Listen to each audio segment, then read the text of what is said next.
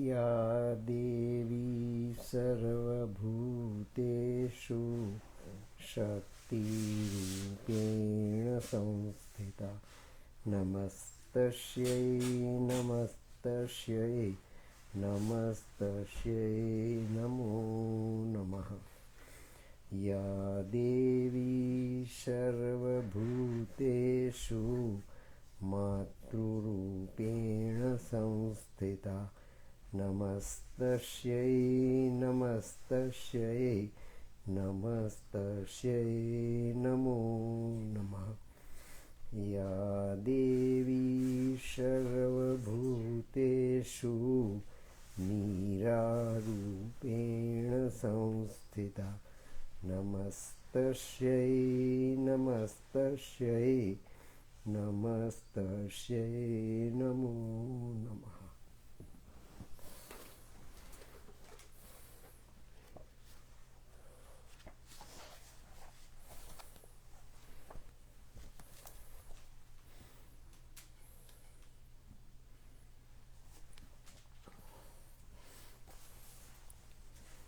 पूज्य माँ भगवती, पूज्य Sri Arvind, you all are the chosen souls by the Divine Mother present here, and the people listening to this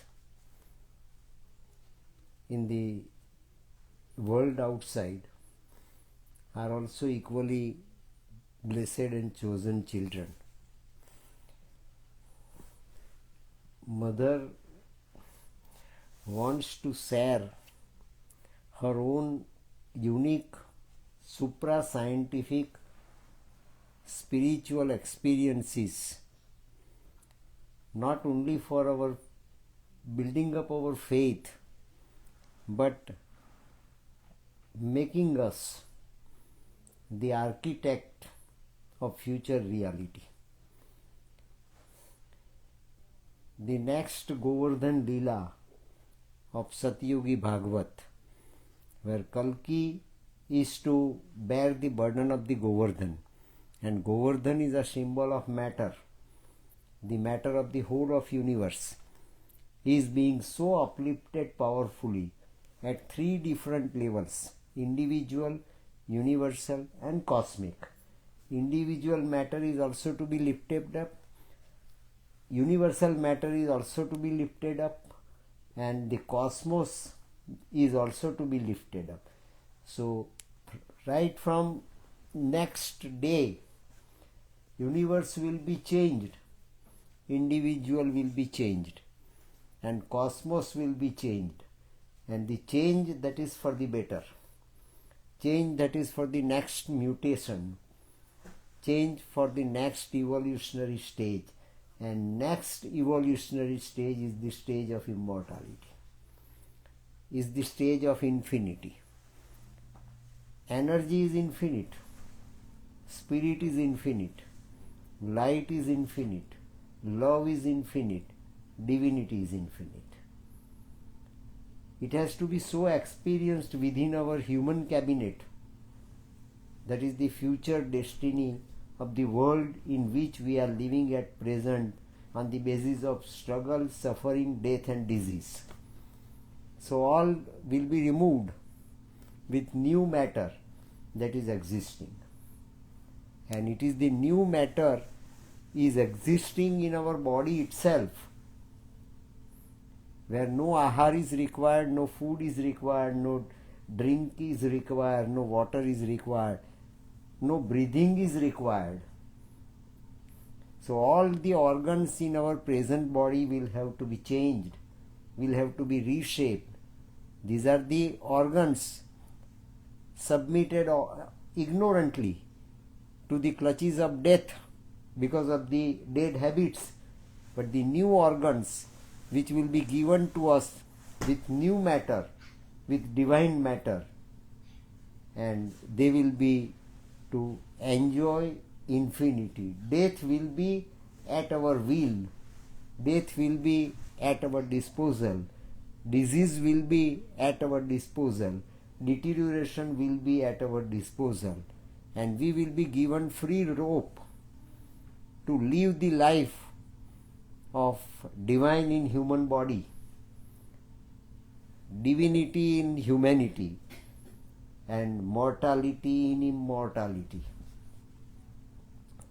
There will be no distinction between God and human being. There will be no distinction between mortality and immortality. There will be no distinction between darkness and light. No distinction between one contradictory element and another contradictory element. Such a beautiful state of consciousness that will manifest in nearest future, and we are just standing on the threshold at present. So present existence is just a transitory existence, and that is what Mother proclaimed, offered Satprem to realize. Satprem is a representative, is Ashwapati the second, who is receiving directly from the mouth of the Mother, Divine Mother, that you just see whom I am going to give birth. I am World Mother. I am giving birth to the new world, new velocity, new horizon, new matter, new body. In fact, we are wrapped in a fourfold superimposed web. Our body is a superimposed web at present. And we are just victims of our body. We are just victims of the habits formulated by all our different organs. And we take it for granted that this is what the food we are eating with the means of our mouth. This is what the drink we can drink for our thirst to satisfy. This is our enjoyment, this is our pleasure, this is our fun, this is our bliss, this is our anand, this is our joy. But the aesthetic joy of soul is still far away from us. The first relatively loose meshed wave is the intellectual mind. Our intellectual mind is the first and foremost web in which we have been captivated.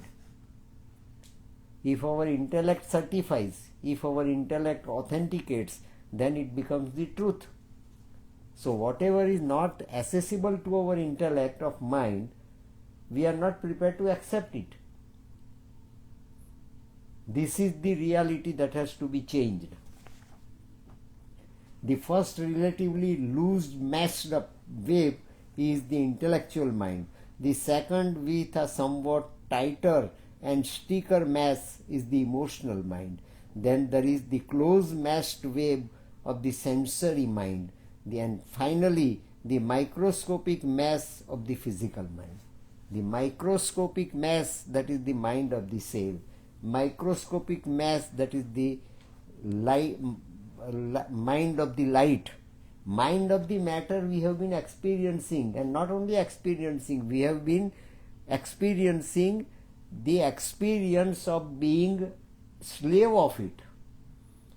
That mind, our physical mind working externally, is our master, and the physical mind that is still existing in its own divinity and infinity in the shell is quite unknown to us. We'll have to find it out and make it so operative that it can hold the rein of our life, it can hold the rein of our velocity, it can hold the rein of lifespan, and it can hold the rein of moving our physical matter. Our mind is not our master. Our mind is not our controller. This operational mind, this physical mind working, operating and functioning externally as we experience day and night throughout the life is not our master. The real mind lies there in the cell, and that has to be awakened. And if it is awakened, that web will be mashed out. Web will be smashed away. That web will be broken, and the spider who created this mag will be absolutely free. This is real moksha. This is salvation. This is nirvana. And if you are liberated from the web you have created on the ground of accumulating and knitting all the threads of your dead habits, you will have to get free from this. Underneath all that is the body, that is an unknown whose reality eludes us completely, because everything supposedly coming from the body, everything comes from the matter, everything comes from the living matter that has been given to us for the proper, appropriate, scientific and destined role to be performed. Our soul is to perform the destined role. Psychic has come down into this body and lived for 90 or 100 years for its own destiny to be fulfilled, its own march to be completed, and its own height to be realized in this mortal body, and thereafter it can live at its own will, but is not registered by our incompetent little functioning mind. The gap between our mind and the play of our soul is our problem. That gap becomes our ignorance, and we try to cover it up, either with our intelligence, with our emotion, with our senses, and with our illusion. Now that wrong direction is to be converted into a master turning point. This birth is meant for it. The present birth has got a very specific mission to be fulfilled here on the earth. That is what Divine Mother asks Satprem to realize. The body is the distorted, falsified, manufactured really by the 4 successive webs. So what is really underneath? Biologists talk of enzymes and DNA molecules, but that is like describing the nature of a man forever at the bottom of a dungeon. Let him get out of this dungeon and get a little sun, and we will soon find out whether the little molecules still behave the same. The little sun that is shining within us, but we have not experienced the dawn of it. That little sun is the microscopic existence of the macroscopic cosmos. Cell is the world, cell is the universe, cell is the microscopic center of the entire vast. So that relativity, new relativity, is to be generated for our 4 layers mind to digest initially. Thereafter mind will start experiencing its own incompetence. Unless and until mind experiences its own incompetence, mind cannot give it up. This is the dead habit of mind, to captivate anything and everything for its own purpose, within its own custody. That is the very craving constantly going on in our mind. And that is the dead habit that has created disease, that had created suffering, and that has created grand total death. But that is like describing the nature of a man forever at the bottom of a dungeon.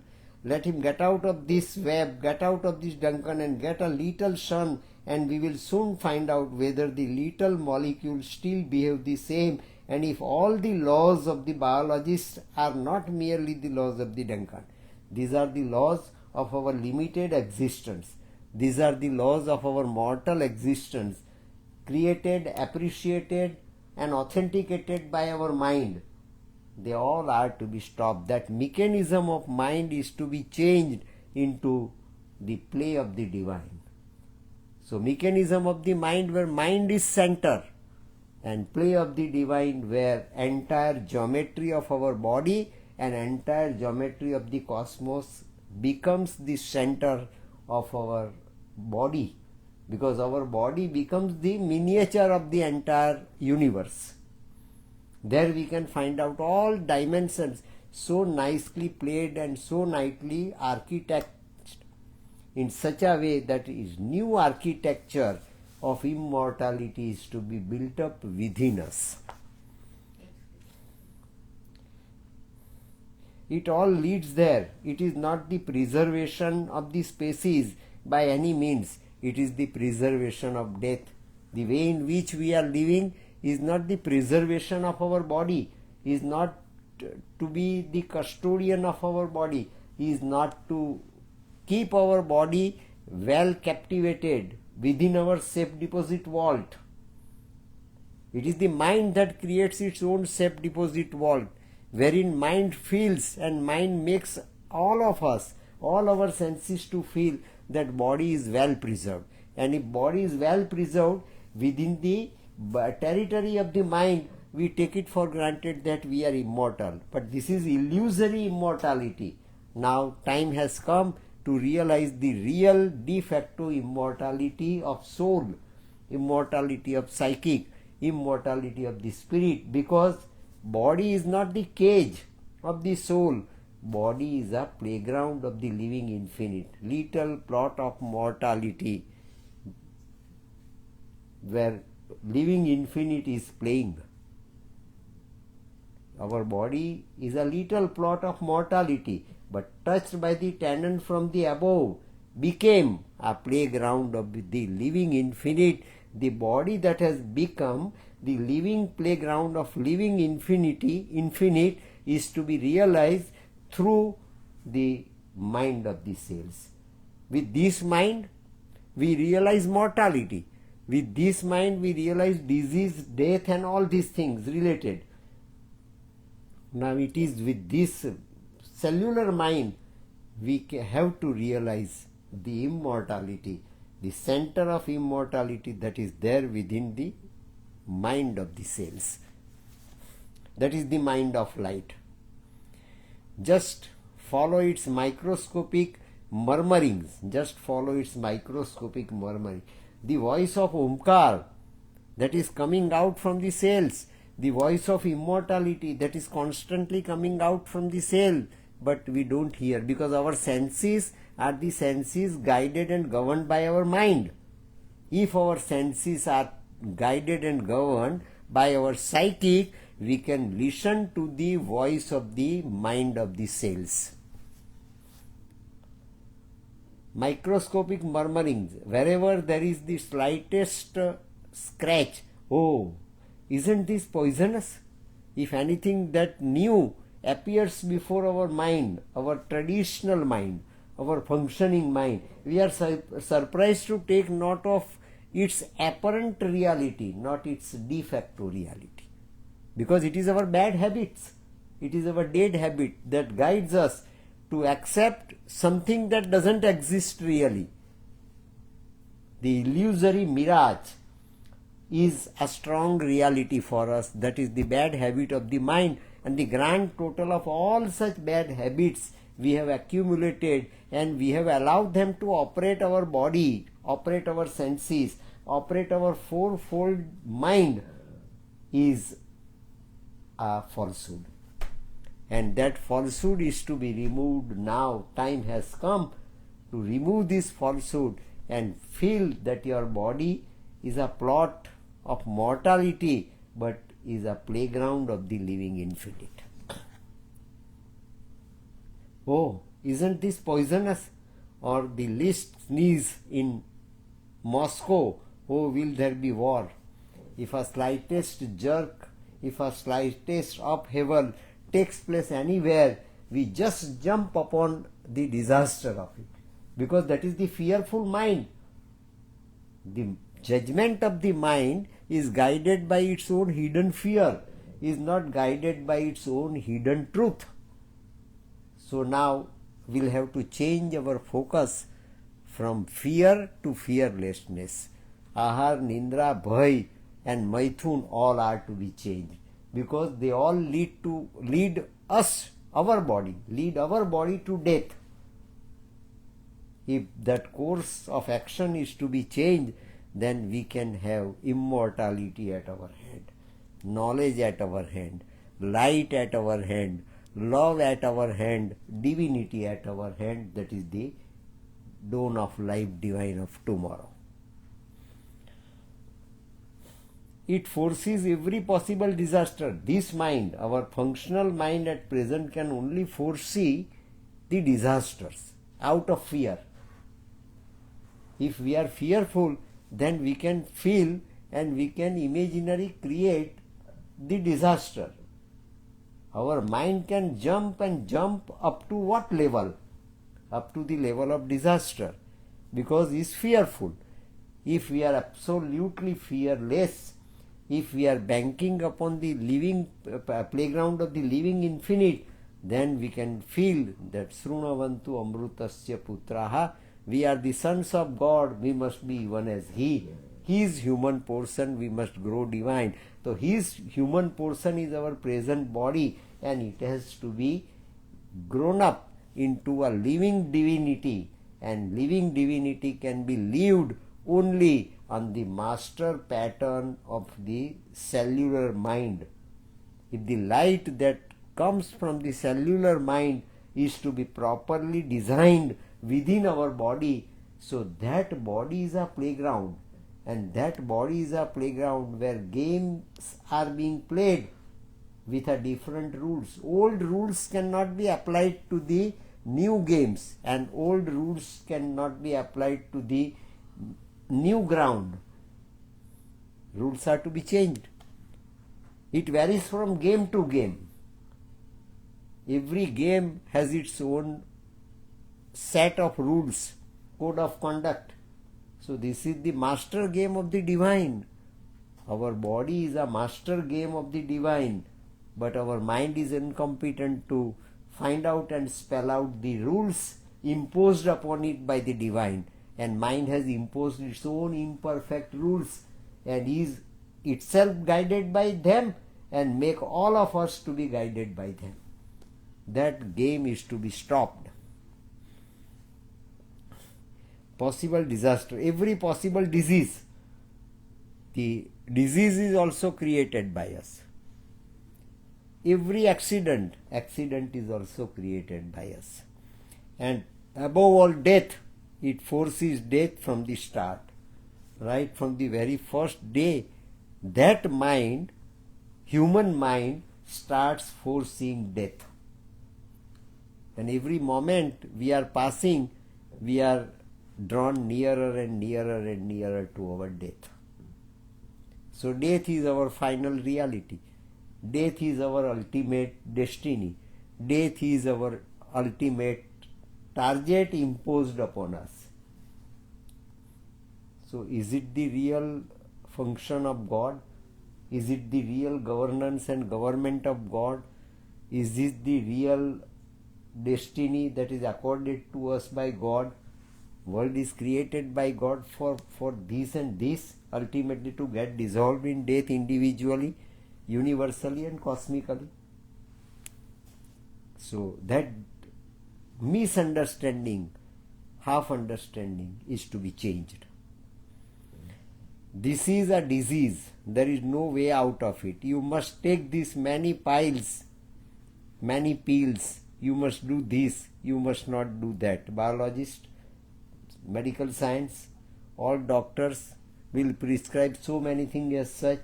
Body is not meant for it. Body is never meant for it. Body given to us is a perfect geometry and has to be recognized as perfect geometry. Then the man behind it, real master behind it, will start its own game. This is we are bound from head to foot invisibly, indeciously and inexorably. It's a kind of generalized fear ingrained in matter. It is the fear, tremendous fear of death that has been ingrained in each and every part of our body. Something happens here, something is unusual felt here, then we jump upon it that it will be the cause of death.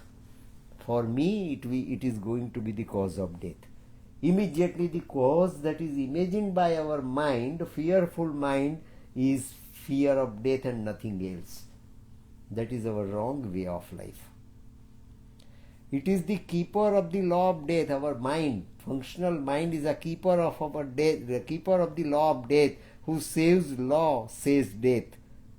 The laws which are all the while proclaiming, silently and secretly, they can proclaim death, nothing else. And we have accepted death to be the ultimate reality. This was the day when Satyavan must die. There we have imposed must to it. And that is our wrong perception. It is the keeper of the law of death who says, law says death. It is the gospel of death from A to Z. The ultimate example of that creature's doing is found in a person afflicted with the uncontrollable trembling of Parkinson's. In the morning also we have referred to this, that we are being constantly shaken up automatically. There is no control of our mind on the shaking of the Parkinson. When we are having the disease of Parkinson, all our organs, they start shaking up. We cannot control it. Similarly, that fear of death is similar to Parkinson. We cannot control it.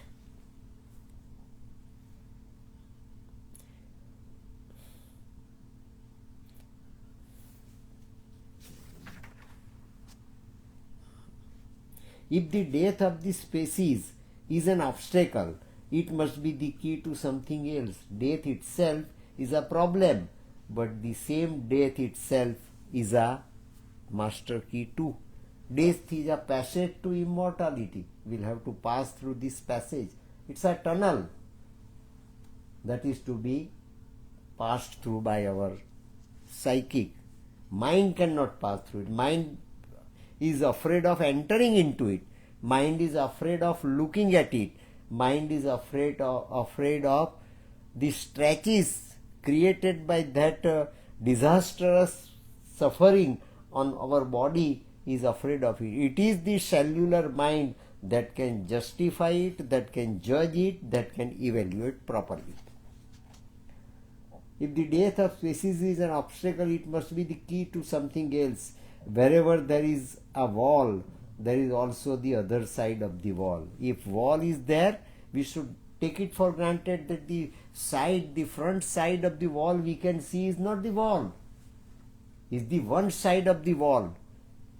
Unless and until we go above the wall, we can see the thickness of the wall, all two sides of the wall, two sides of the world. We are living in the world of mortality created by our mind. Now let us pass through it, break this wall, break this barrier, and go to the other side, and we will feel that world is meant for immortality. Body is meant for immortality. Body is meant for enjoying, experiencing immortality. But passage is there in the wall, has to be crossed.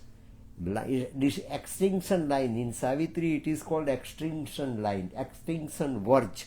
That verge has to be crossed over. Then we can have the another world, and that world is the world of immortality. Our body is a microscopic world of immortality. In fact, we are wrapped in a fourfold superimposed web. The first relatively loose, messed up. So this world is to be changed by us. Each of us is locked up inside a little formation created by the most ordinary mind that molds everyday life as if we were in some narrow prison. Our mind is very little, and little mind can create little world, and little world is the world of immortality. The cosmos is not the creation of mortality. It is immortal. And that immortality has to be made accessible. It cannot be accessible to our functional mind, which is guided by all our dead habits, created dead habits, self-created dead habits, and self-created wall That is the barrier of our present mind, and that has to be changed. Locked up inside a little formation created by the most ordinary mind that molds everyday life as if we were in some narrow prison. The cells are mentalized, that is, hypnotized, and perhaps even terrorized by the prison warden. And every day, this small world where we are living, we are experiencing our personality, our destiny, our real day-to-day life. We are terrorized by the warden. And who is that warden? Mind. That functional mind is our warden. And we are being constantly terrorized. Prison warden. If it forces something, it always forces the worst. If mind can foresee something, we can imagine, oh, this will happen, as per our planning, as per our architecture, as per our engineering, as per our map, as per our drawing, but is all mortal. Mind cannot map out immortality on the piece of paper, and body, if it's taken for granted by mind as piece of paper, still mind cannot draw the permanent architecture on our paper. It is the hidden reality of paper, the very cause of the existence of paper, that can take us to still further next step. It always foresees the worst, and its worst is as petty and mediocre as it is ugly. That worst is very ugly, is not beautiful. Lord, Param Tattva, Paramatma, Paratpar, God is Satyam Sivam Sundaram, is not ugly. The world created by us out of our imagination and fancy is ugly. And still we love that ugliness as beauty. We love falsehood as truth. We love darkness as light. And we love mortality as immortality. Medical science will come to our rescue and we will be all right. All our diseases will disappear and we will be all right. That is our mirage. That is our hallucination, nothing else. It's truly the most nauseating condition. See, Mother says that it is truly the nauseating condition, self-created. We created it. We created the prison, and we are the first prisoners. Because we are living in our own home. It is my home. But we don't identify it, we don't recognize it to be our prison. Really, it is a prison. And where we start living in it, we are the prisoners, fundamentally. So the virtual fact is the fact that we have been captivated by our mind, and still we feel that we are masters of our mind. Unless and until our cellular mind is awakened, we cannot give right operation, and we cannot give right motion, we cannot give right direction to this dead mind, because dead mind loves death, dead mind loves disease, and dead mind loves anything that is against life. Condition of human consciousness and matter. Well, I am right in the middle of it. But Mother says categorically to Satprem that I am right in the middle of the things. The world I passed through is the world of mortality, and the world I am going to enter into is the world of immortality. But I am at present something in the center of the bridge. My mission is to bridge the gulf between man's mind and God's, but I am still in between. Till I reach the another end, I will not spell it out to you, and in such a way that it will be accessible to your little mind. The physical substance, the very elementary consciousness, that is in the physical substance has been so mistreated that it finds it hard to believe that things could be other than what they are at present. The mind, matter of the mind, substance of the mind, substance of the body is so mistreated by us in all previous ages that it cannot experience nor it can imagine and envisage that still a better reality is there in front of us, because we cannot extend our limited vision to the present reality that is knocking at our door. So that new reality is bound to be born, new world is born, and we are to be the citizens of the new world with new mind, new body, new spirit, new consciousness, new time and space, and new relativity, that is the relativity of the life divine.